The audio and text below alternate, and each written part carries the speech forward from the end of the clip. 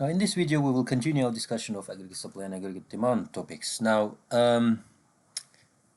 we stopped at this slide, no, it is this slide, sorry. Analysis of economic fluctuation. So we will put together all this learning now we have had so far in this series of lectures, or video lectures I should say, and then we'll kind of make sense of how economists analyze short-run and long-run fluctuations in the economy. In particular, we're looking at the short-run fluctuations in the economy. So I will now switch to drawing board. So we will basically cover this, and this. Okay, up to this slide in a separate drawing board, because I think I find it more intuitive to if I explain this on a from scratch rather than having to go over these, and there's little space for drawing as well. Okay, so we'll move on to the drawing board here. So here is this drawing board that I'm going to use. Now let's assume that 1 second. Okay, let's assume that we have this aggregate supply and aggregate demand curve. So we have real GDP and price level here, price level, and let's say we have our short run aggregate supply curve AS and our aggregate demand curve like this, aggregate demand curve. And right now this is where we are, yeah, and this is price level. So this is the equilibrium price level, so price level E, and we are, let's say, in our we've just settled on our long run natural rate of, well, let me put it here somewhere. Okay, here it is, sorry, natural rate of output. So I just need to get a different color now for that.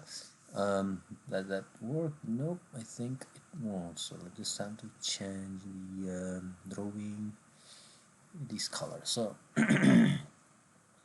so let's say this is our natural rate of, so this is our, what you call this, the long run aggregate supply curve, and we are at natural rate of output.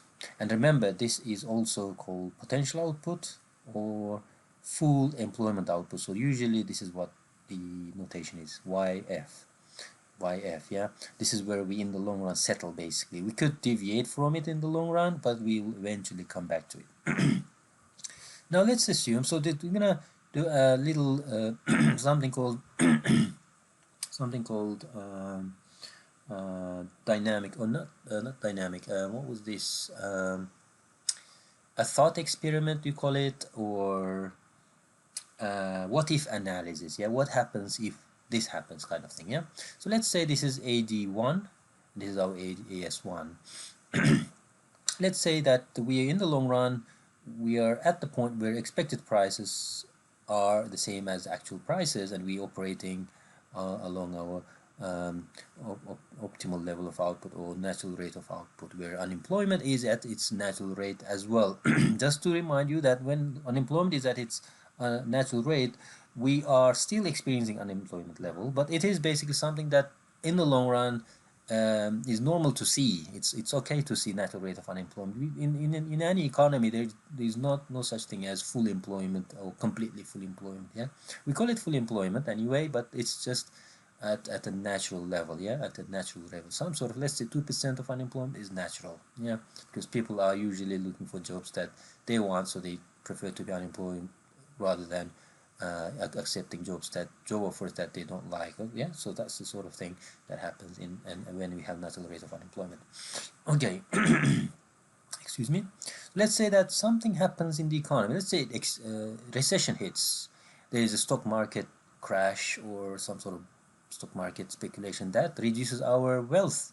Now remember that when our wealth is down, we usually tend to see a reduction in our consumption for a given price level. So consumption declines. So remember, consumption was part of what? Aggregate demand. So the aggregate demand basically was a function of consumption. So consumption falling means, if you remember from last lecture, there is a shift to the left.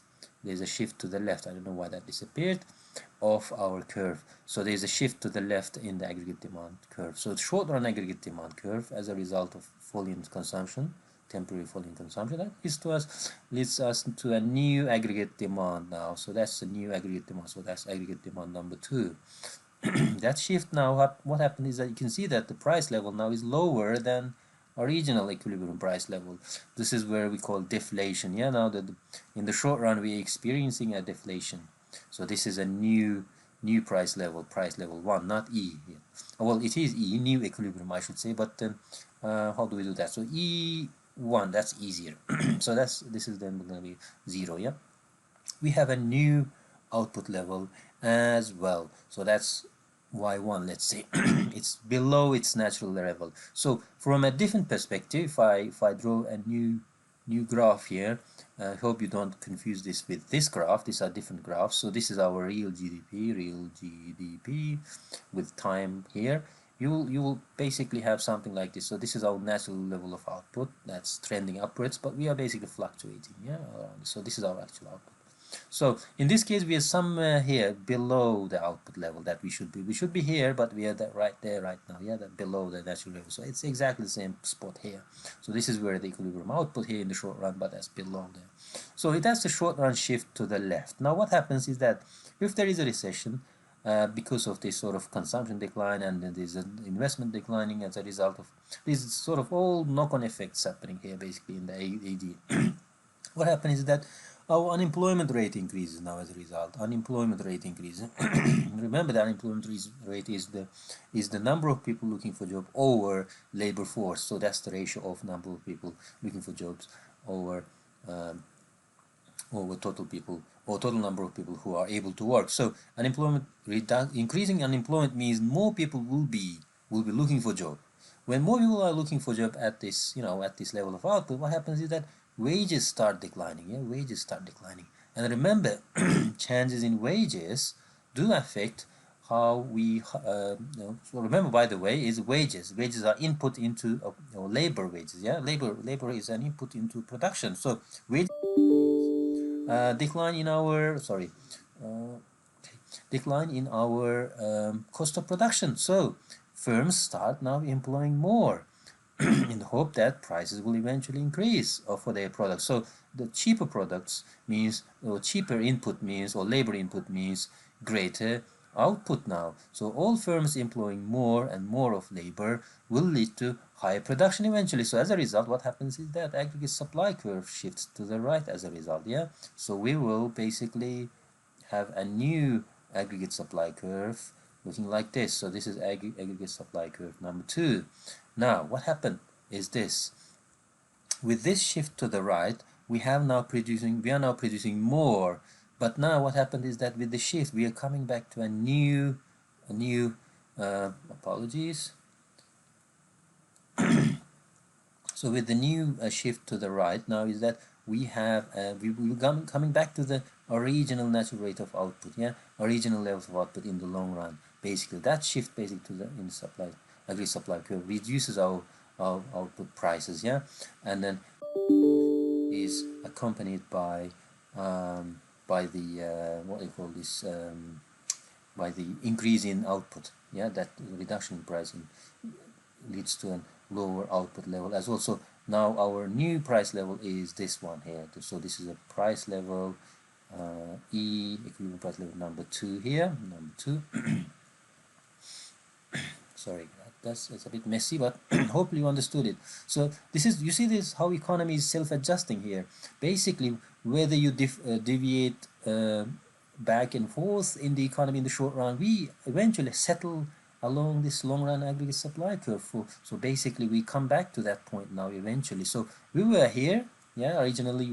So we were originally here, or no, here, right here, we were originally there. So this point here, point A here, is basically that point here, this point.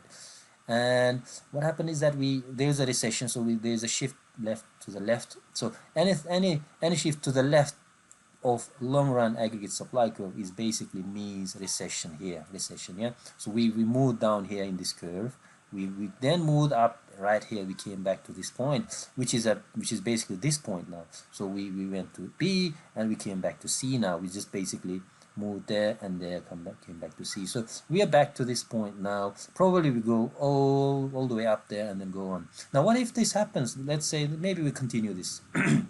What if our economy heats up, so we start producing more and more, and we basically sort of able to do that in the short run.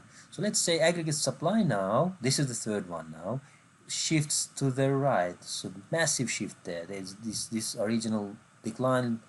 Basically we put some stimulus in the economy and aggregate supply shifts massively to the right. Big shift there. So in that case, let me draw it slightly differently here with a different color, so for variety. So some interesting to make it more interesting, I should say. So this is our aggregate demand curve now, with the new AD3 moving. So this is a big shift. There's a big shift. So over time there's a big shift in the short run, so that we have an aggregate demand curve. So now we have a higher price level as well now, much higher price level. So this is price level equilibrium 3, and at this level now, obviously greater demand means we are operating somewhere here now. We are operating somewhere here, which is well above our natural rate. In other words, we're producing more than our natural rate here. Yeah, this is our Y2, which is more than this point here. So it's in the short run we can produce more. But now this puts pressure on the economic resources, and wages increase as a result. With wages increasing, the cost of production now is increasing as well. So resource cost starts increasing. What happens now is that then firms start producing less because it becomes more expensive to employ resources. So aggregate supply now reacts and it shifts to the left now, and as a result we may have a new aggregate supply curve shifting to the left, and we call it aggregate supply 3 here. And notice that we are eventually coming back to this line again. You know, these dots, if you connect these dots, we actually have our long run aggregate supply curve. So this is how we derive the long run supply curve. Whatever we do in the short run, we may deviate, we may have expansion in this region here. All these points are actually expansionary points. In the short run, we can deviate from output as positively or negatively, but eventually we settle on this point, on this natural rate of output. Yeah. So from there now we move somewhere down here. So we are now right there at a point. So what's this point now? We can label this as D, and this could be E, our final point. And in this fashion, it goes on. Our economy basically goes back and forth, basically goes up and down in this case, yeah, and it fluctuates around its natural rate of output. Hopefully that's clear to you. So any movement, any operation of short-run equilibrium to the left of natural rate of output or long-run average supply curve is basically an indication of a recession, and on to the right of so any point along the in this region, I should say, is a case of expansion, where the inflation happens quite often.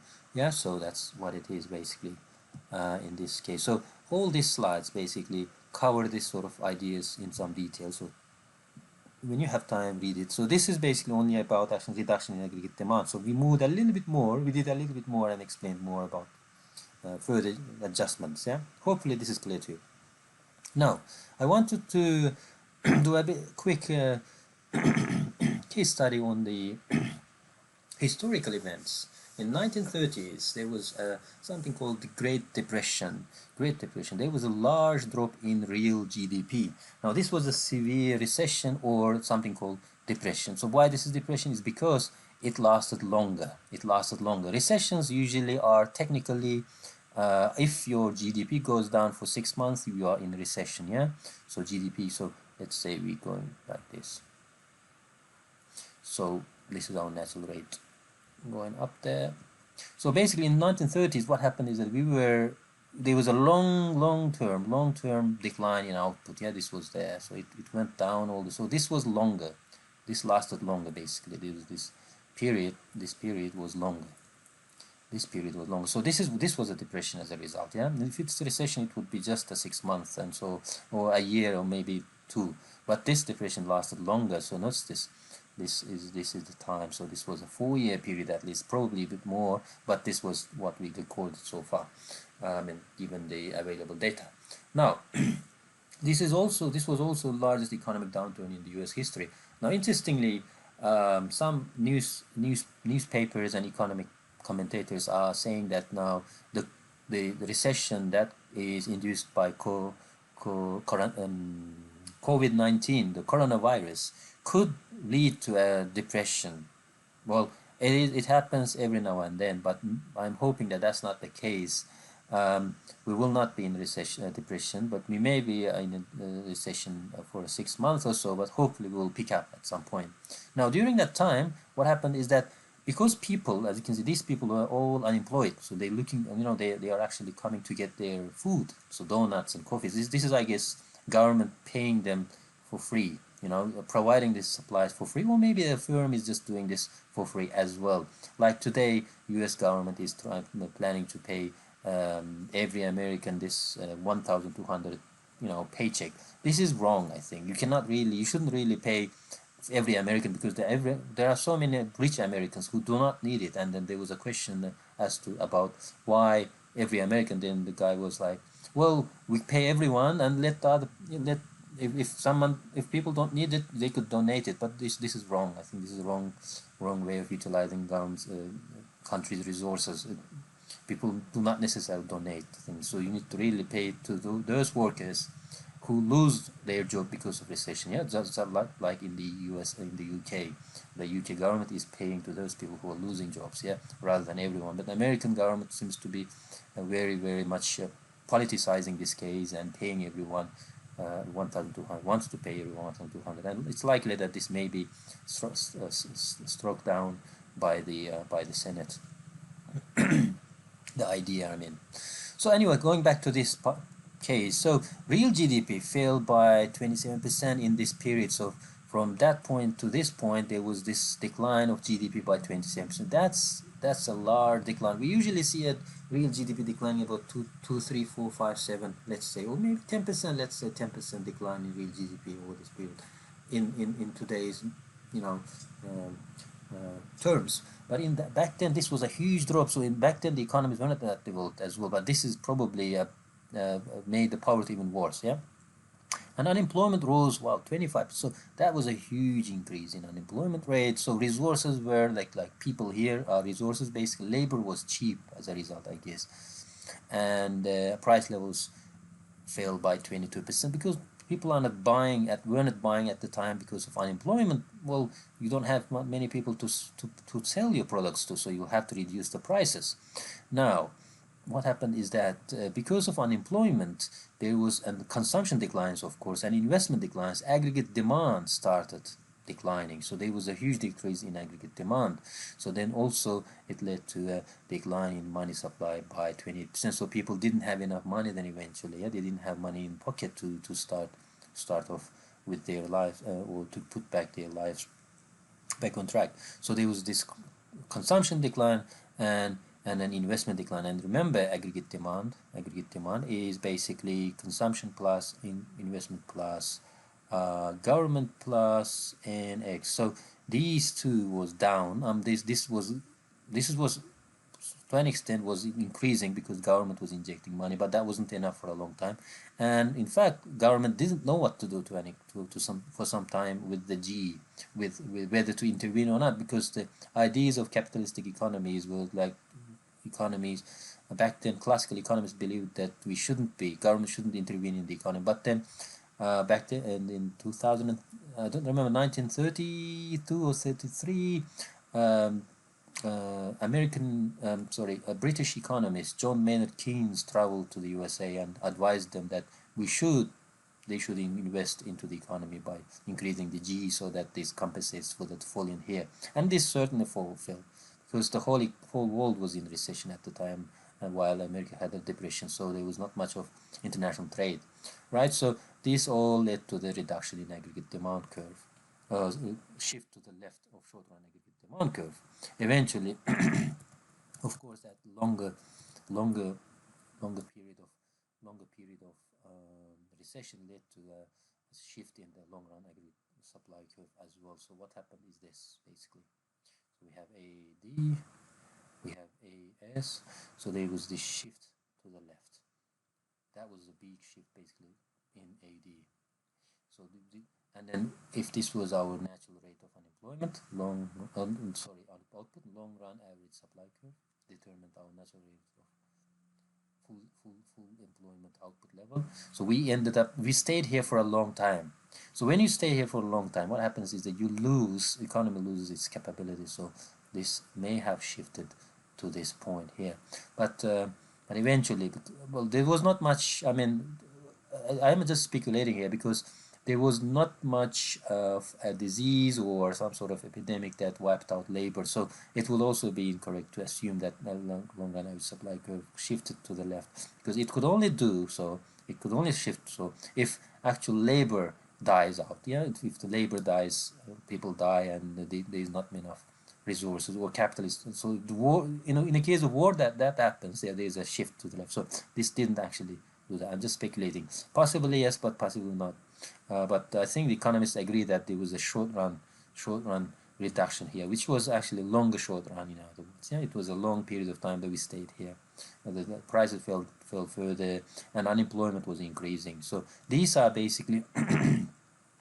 Well, we moved to 2040. This is worldwide. I think I'm going to discuss that in a minute. So this was the case of 1930. Yeah. So only the short run demand shifted to the left, and eventually, of course, we moved back to our natural rate when the aggregate supply shifted. Now, this is another example here. This is where I think this could describe where the long run aggregate supply curve shifted to the left for a bit. Now, if we think of this is a U.S. economy. What happened is that U.S. joined the World War II much later, but then in Europe the devastation was much worse. So let's assume this is Europe. Let's assume this is Europe, although the data here is for the USA. And this is, let's say, this is Germany, maybe France. France didn't see much of it, but this is Germany basically. What happened is that they had a natural rate of long run aggregate supply curve.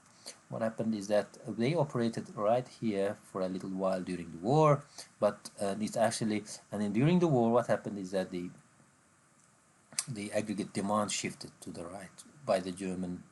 So basically, what happened is that I'm going to tell you now in a minute. So this is two. This is aggregate supply. German government basically converted every single, well, most of the factories into sort of war machine producing factories, basically. So there was output increase, basically overall output basically increased to this level. So this is Y1 in the short run. But eventually, what happened is that although it operated right here, eventually by the end of 1944, German economy was completely obliterated, basically. And there was so much destruction in the Allied forces basically bombarded all cities, and as a result, it killed off a lot of people. Basically, soldiers and civilians were dead. So what happened is that labor force declined. So it's one of the resources of the economy was labor. So that declined because of bombardments. The fixed capital started declining because of the factories were bombarded. So capital stocks C or K in this case. Yeah, let's put it K because that's the convention, declined, and a lot of other economic assets were destroyed. So all useful natural resources, let's say, were also exploitation of natural resources, also assets. So let's call assets. Natural resources were also halted. As a result, Germany's long-run aggregate supply curve shifted to the left here, to the left. So they started settling into a new sort of long-run equilibrium, and its economy started operating along this curve. So that's long-run average supply, LRAS. Now, then we would have a new aggregate demand and aggregate supply in the short run, right, operating along this curve. Sorry. Right, so that's the effect of world wars on the economy.